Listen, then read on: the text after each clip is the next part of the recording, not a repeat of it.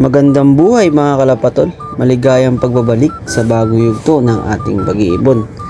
Ayan nga, kargahan na ulit ng training sa Raya, Quezon. Yan nga, nuhuli ko na yung 4 nating wires sa hindi ko na napakita sa inyo kung sino yung una ko nilagay.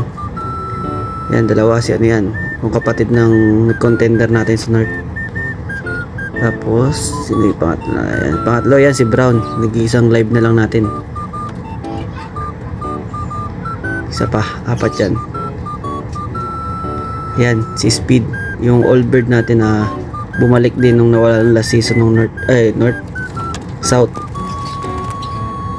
Ayan mga kalapatol, nasa box na silang 4. Maya dadali na natin siya sa tropa.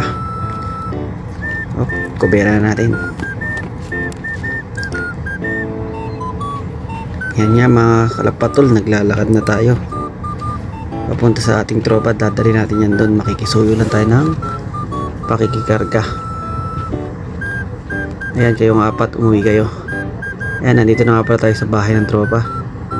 Ano na rin natin yan. Diyan din niya ilalagay yung mga ibon niya. Yan, ilan ba kakarga niya? Isa, green seal.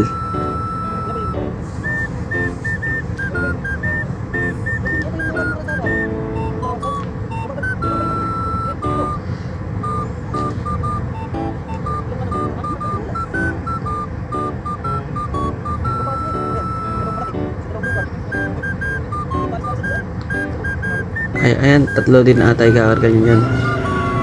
Ayan, kalapatol, kinabukasan, abangan na. Maganda naman ang panahon.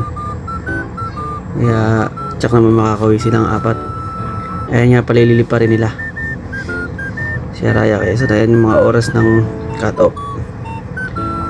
Ayan, maganda naman ang panahon. Sana magsiuwi sila lahat. Pero tsak naman makakauwi sila at may mga dadaanan na. Ay, may mga dumating na tayong ibon, di na natin nakakita na video yung pagdating. Yan ang una, si Brown yung live natin.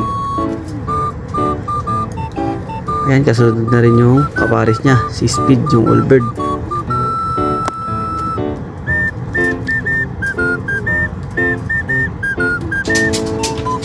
Mababara ka para di mga power. Si yung kapatid ng contender natin ng North.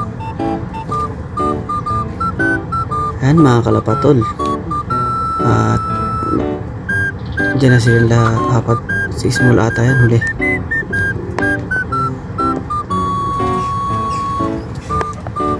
Ayan, pinakain na nga natin sila.